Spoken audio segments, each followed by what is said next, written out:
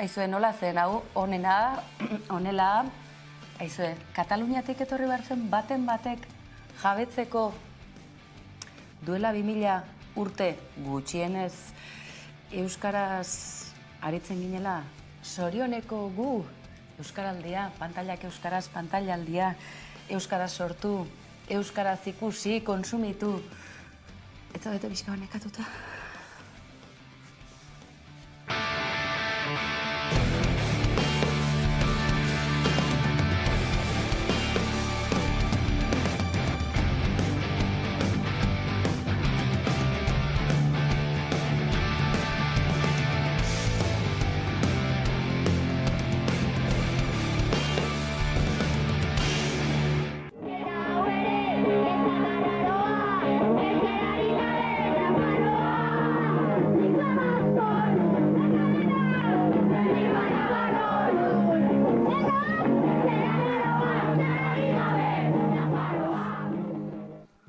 Eta ez, ala badirudien arren hau etzen duela 2000 urteko Nafarroa oinez, digitalizazioarekin bidaian ari bagara ere. Aizue, zenolako sorkuntza, zenolako olatua, zeresana, askorako emango du honek oraindik ere, sorioneko gu historiak esaldio, zaplastekorik eman, orain arte euskarari gorroto ezin ikusi, euskarafobiaren zaletu guzti horiek zenei batzartuta izango ote da. Tira, guzti honek askorako emango du eta alaxe segituko du, baina lagin batzuk ekarri dizkizuegu ikusi duzue, Ikearen iragarkiaren antzerakorik ere badela, hemendik aurrera ongi etorri beharrean sorioneku jarriko ote dugu.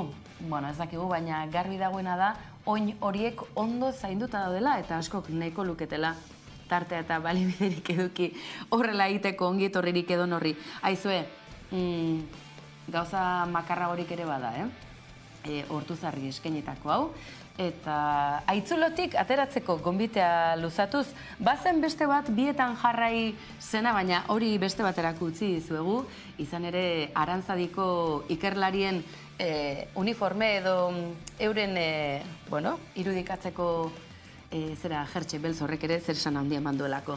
Aizue, Pagadirena, badakizue Pagadin horren, ezta?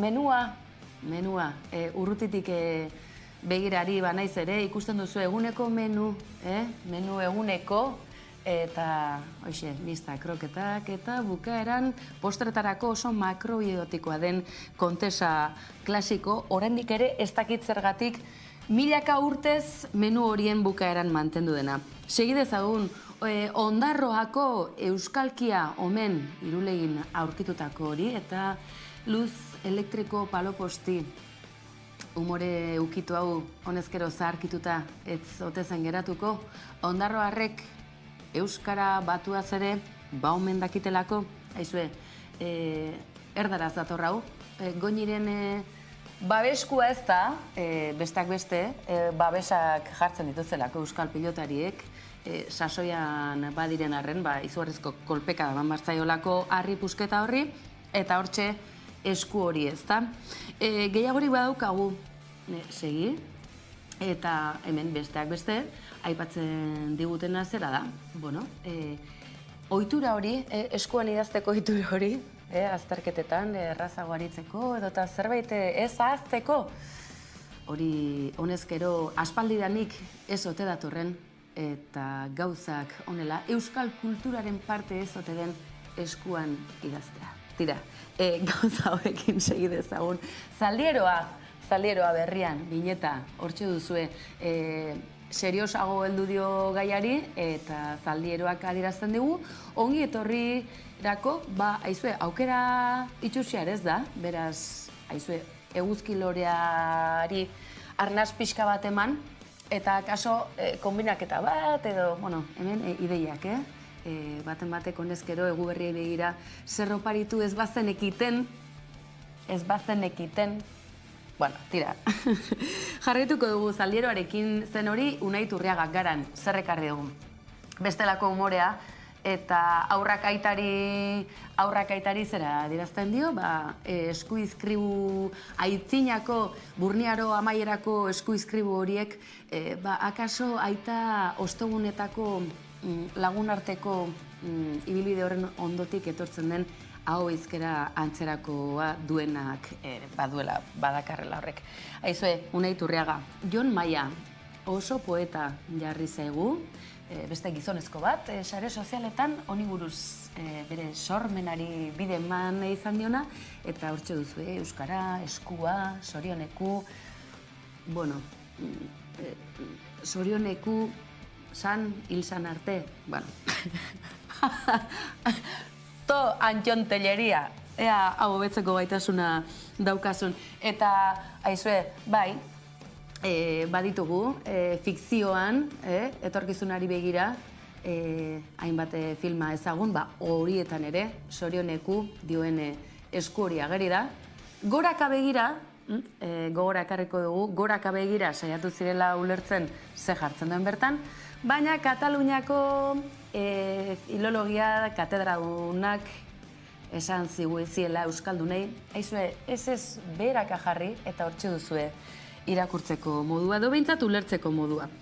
Eta kontu gehiago aizue, euskara fogoiz aplastekoak, hortxe. Hori ere ez da falta izan. Aipatu dizugulako sare sozialetan honezkero lehen erreakzioak irakurri ditugulako. Bai, baina kontuz, kasi baten batek tentazioa eduki ote du, Iruña Beleiaren bigarren kapitulo bat Irulegin zabaltzeko. Bueno, euskara fobo hauei erantzuteko asmotan, guazen sare sozialen luze zabal horretara, guazen diaspora aldera. Diasporako euskaldunek ere Espainiarri imperioan diren zenbait zuri, batez ere Madrilgo gotorleku horretan den agintari bati, azalpen batzuk emana izan dizkiolako, naiz eta zentzunera egiteko aukera gehiegi izan. En la península, que tiene más de 2000 años de antigüedad, y se ha descubierto ahora una placa, creo, donde se veía la lengua euskera, y en concreto, y fíjense ustedes cómo son los vascos y vascas. En concreto había una palabra que deseaba buena suerte. Esa gente siempre desea buena suerte. De una manera o de otra te van a desear buena suerte. Gehiagorik bada, Badakizue Instagrameko hitzaldi, aportazio, badakizue gaur egun edozein norbanako, eman dezakela bere iritzia, baina nahiko ondo etorrita, realitateari lotuta, besteak beste, kontzeptu filosofikoei heltzen dielako. Ezaztu, duela 2000 urte, sorioneku, aitzolaren mitoa, Platon, hemen kompetentziren bat bazegoen, ezta? Te van a meter a que comas lo que ellos comen y a que vivas como ellos vivan. Y me ha pasado a mí, porque no solo por tener un abuelo vasco, sino porque he estado allí 1000 veces y siempre me ha ocurrido lo mismo. Se come bien, hay una cultura inmensa y una gente tremendamente agradable, y lo digo tal como lo siento. Bien, señora Ayuso, esta lengua, el euskera, sí tiene más de 2000 años y probablemente sea una de las lenguas más antiguas de Europa y del mundo. Así que si ve este vídeo, que no lo va a ver, deberá rectificar, y cada vez que diga que el castellano tiene más de 2000 años, rectifique y diga la realidad, que el que tiene más de 2000 años es el euskera, ese pueblo al que usted odia tanto y cita tanto en una vertiente a olvidar, que es la vertiente del terrorismo, que ya no existe. Y allí los vascos, ¿qué es lo que hacen? Vivir y trabajar. Sorioneko gu, batez ere lana daukagunok, ezta? Aizue, zein jatorrak diasporatik, mezu hauek bidaltzeko ausardia atera dutenak baita ere, sorionekuren aurkikuntzak, Irulegiko lehen aurkikuntzak, ikusteke dago eta zer gehiago berreskuratzeko aukera dagoen Irulegiko ingurune honetan, beste toki askotan ere bai. Aipatu dizugu, akaso Espainiar zerbitzu sekretuak batzartuta izango direla, honek izan dezaken ondorio sorta aztuta. Besteak beste, sorioneku hitza modan jarriko ote da, kontuz, Gasteiztarrak baldin bazarete, hor epaile batek badituelako alako kapritxo bereziak, sorioneku izena duten aur jaio berriak laster batean, eta bereziki atal politikoari dagozkionak. Aizue, bazen ekiten selekzio propio edukitzeko argudiotako bat berez badela imperioa baina lehenago existetzea? Honek ez dute izkigu batak zabalduko, zer kontatu zonifikazioari buruz. Eta Nafarroak Euskal Herrian, edota Nafar erreinuak izandako ibilbide luzari buruz. Hau, hasi besterik ez da egin esan da bezala, baina Ayuso aipatu dizugu. Ikusiko duzue, hitz joko honetan berriz nola Irulegi aldera itzultzeko aukera izango dugun izan ere, Ayuso eta Maradonaren irudi hau sare sozialetan bolo-bolo ibili da, egunotan, besteak beste, arazo dezentekoa delako zerbitzu publikoi dagokienan eta betez ere osasun zerbitzu publikoi dagokienan. Argi, Ego Euskal Herria guzti honetan tartean ere sartzen delako, eredu neoliberal bati erantzuten dion salaketa delako. Baina Ayuso eta Maradona aipatzen ditugun honetan, nola ez aipatu Maradona eta Euskara gobernu Espainiarrak bere garaian egindako kanpaina hain ezagun hau. Besteak beste, erderaz argi eta garbi dioen mezua, Euskarara ekarrita sorioneko gu. Atxedenik ez, drogari gabe. Hau bai gurea. Eta Andrea errealizatzaileari eskatuko dugu platora berriz ere etortzeko. Hau aipatuta, sorioneko gu bai, halako mezu hauekin konsumeroa bultzatzen gaituztelako, baina gu konsumo konkretu batera ekarri nahi zaituztegu, eta hori pantailaldia indarrean den egunotan, euskarazko sortzkuntza, euskarazko serieak, albisteak, euskarazko kolpez kolpe, 11 bertan babesle den heinean, zatoztegu gana, eta bategin pantailaldiarekin. Eta publizitate tarte honi amaiera emateko. Hau bai, erdaraz, baina Irulegira atzera etorrita. Eta hortxe, Aitor Armando sorioneku, La mano de Aitor. Bueno, aizue, Irulegi bat, Pompaelo 0. Ez zait oso garbi geratu, garai hartako gatazka horretan, Irulegitarrak zein aldetan zeuden. Erromatarrekin, erromatarren aurka. Aizue, saltxa gustatzen zaigula, ez dago zalantzarik duela 2000 urte ere bai. Beraz, bukatzeko, eta atarikoan ekarri dizugun bezalaxe, goazen 2000 urte atzera egitera, 1982ko Nafarra oinez, Biana, Bitorra jape. Garai hartan, ez da, aipatzen zen, lingua baskonum, lingua navarrorum, aizue badiru diegunotan, frogatu dela, zientifikoa, bai, Nafarroan.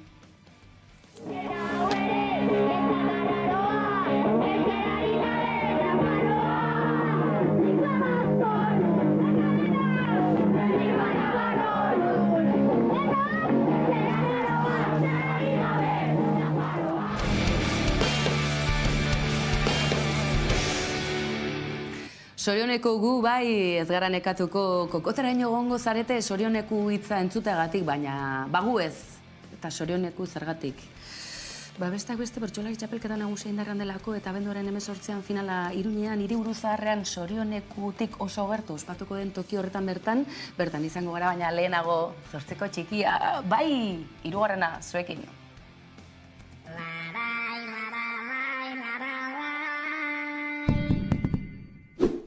Nerea Arriola!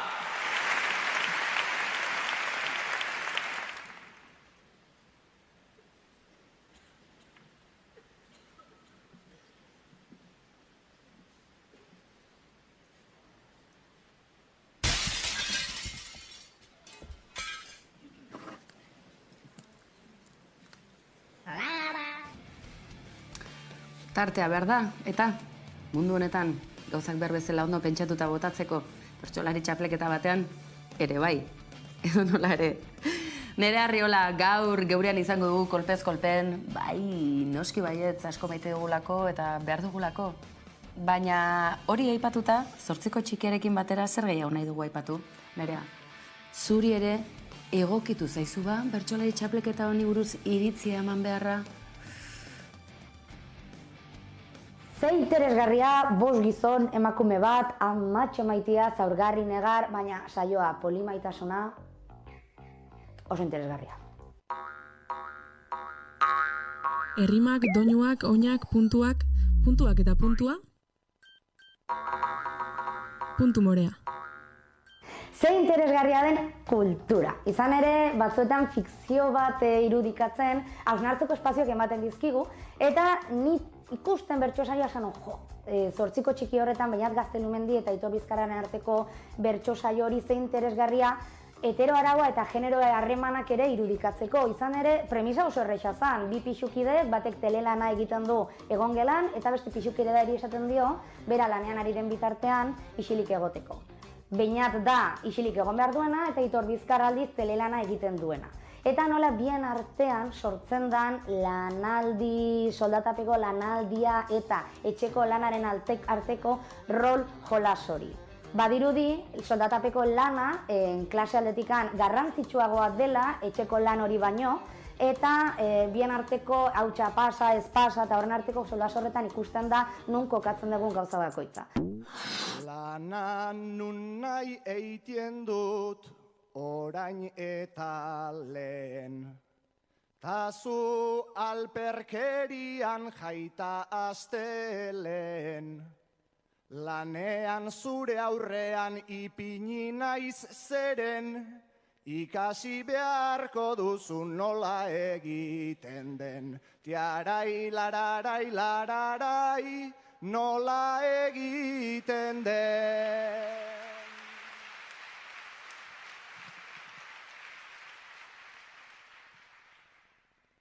Aienuen espero zure erantzunik, langile honek ez duta etorkizunik, ez baitut uste hautsik pasatzen duzunik, zuk egin gabekoak egiten ditut nik. Larai, lararai, lararai, egiten ditut nik. Heteroaraua ez da bakarrik gizon, emakume, heterosexual normatiboen arteko harremanatan suertatzen, baizik eta genero berdineko pertsonen artean ere. Sikiera ez harreman sexoafektiboetan, bi pixukiden arteko harremanetan baizik. Orduan oso interesgarria, badirudi soldatapeko lana garrantzitsuagoa dela. Ez, izan ere historiak erakutsi digu, soldatapeko lan hori egin ahal izateko, etxeko lan hori ezinbestekoa izan dela. Gora gure amona, gora gure amak, gora soldatapeko lan hori egin ez zuten, pertsona horiek zen beraiek gabe ez ginake onera iritsiko. Gauzatxo bat bakarrik, odola ematen dezutena, ez dute zertan bat bira deitu zen bertako profesionalak ohituak daude jendia mareatzea, eman odola, lasai. Julio, zer da mukuru? Eta guk ere lepo maite zaitugu nerea. Hori argi eta garbi, beti. Eta amaiera honi heldu horretik, aipatu izugu pantailaldia, bertsolari txapelketarena, Nerea Arriola geurean, euskal sortzaile, aktore, bikoitza erizaina ere bai. Baina sorkuntzan, bai, disiplina ezberdinetan jaioa. Euskaraldia, pantailaldia, gazteek zer kontsumitzen dute? Horren kezka nagusia hori baita, lasai. Adinean aurrera joango gara gehienak, baina kezka nagusia gazteengan, badirudi bereengan dagoela ardura nagusia, gauzak ere ez dira horrela. Edo nola ere, guazen kalera, Jenny López lankidea horretan aritu da, ea zer dakarren.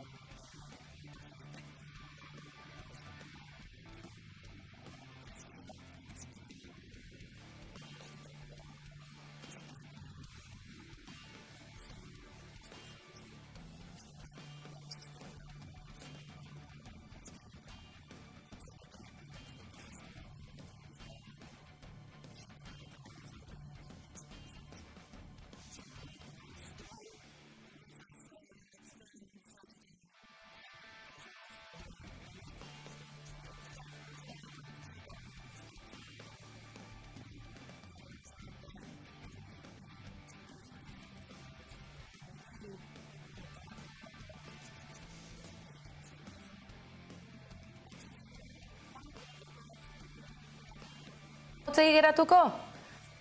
Txina iestar. Bale, hauxe du zuzenekoak. Bukatu aurretik Euskaraldiarekin lotuta baitu kontu batzuk eta Jenny López gure lankideak gaur gaixo da etxean, baina berari mezutxoa bidali nahi izan diogu. Eta mezu hori aurreko astean ekarretako gai bati segida emateko da. Besteak beste, Euskaraldia aipatu dugu, pantailak euskaraz, belaunaldi berri zer eskaintzen diegun, eta batez ere plataformatan zer dakargun YouTubeen hortxe duzuen Loa eta Laia. Aurrentzako da, baina abestia politaskoa. Euskara gure lurra eta ibaia. Euskara borbordari ona, Euskara zara eta ona, Euskara zu entzutean hauxe zoriona.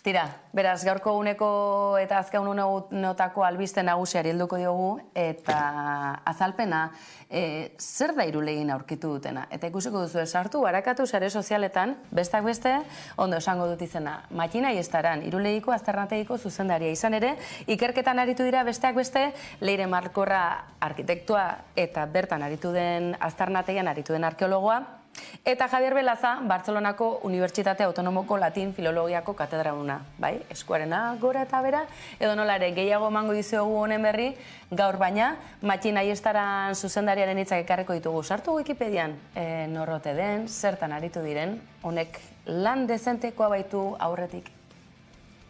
Iriki dugun eremu honetan, batez ere, azken Burdinaroko aztarnak ikusten ari gara, aztarnak ikertzen ari gara, eta ikusten duguna da, horko arkeologo talde hori, industen ari dela bi etxe bizitza eta haren ondoan dagoen kale zati bat. Etxe bizitza hauek bazuten harrizko oinarri bat, eta gainean adobezko pareta zituzten, gero egurrezko eta lastozko teilatuak zituzten etxe bizitzak ziren, eta une honetan horietako bi industen ari dira. Erromatarrak Iruñerrira, Ebro bailarara zerbait lehenago, baina Iruñerrira iristen dira Kristo aurreko 82 eta 72 urte bitarte hortan, hamarkada horretan iristen dira. Eta iristen dira oso kontestu berezian erromatarrak beraiek daudelako gerra zibil batean, bai? Eta bertako indigenak edo bertako populazioak, gure kasuan baskoiez ari gara, bertako hauek aukeratu behar izan duzuten bando bat edo beste, eta amaiera gatazkatsu bat eduki zuen herrixka honek. Pixka bat halako batean eta batean ihes egitea tokatu zaion jende honek, herrixkan bertan, etxeetan bertan utzi ditu beraien eguneroko bizitzako material guztiak, ez? Eta horrela ikertzen alditugu, material haunitz, adibidez zeramikak, edo beraiek jaten zituzten animalien, abereen ezurrak, ikusten ditugu eraikuntza materialak, eta eguneroko bizitzako bertzeain bertze material oso zailak direnak, horrelako amaiera bat ez dagoen herrixkatan ikertzen. Gonbitea luzatuko dizuegu hor duzue, berriaren webunean, luze eta zabal, eta gaur gauean kolpez kolpen helduko digu gaiari, eta Matxina Iestaranen hitzak bezalaxe, Leire Markorrarenak ere eskuratuko ditugu, eta baita bertan parte hartu duten katedradunena, bai Euskal Herrikoak, baita Katalunia aldekoak ere. Esandakoa, berriaren ekoizpena, webunean duzu ikusgai, eta aurreratu dizugun bezalaxe, gaur bukatzeko, agur esateko musika pixka bat, Jenny López lankidari eskainia, laster gure hartan izan da egin berriz ere, Loa eta Laia, Euskaraldiarekin bat egin da, euskaraz, egunez, gauez, ametxetan, gabon, aio, eskerrik asko. Euskara gure lurra eta ibaia.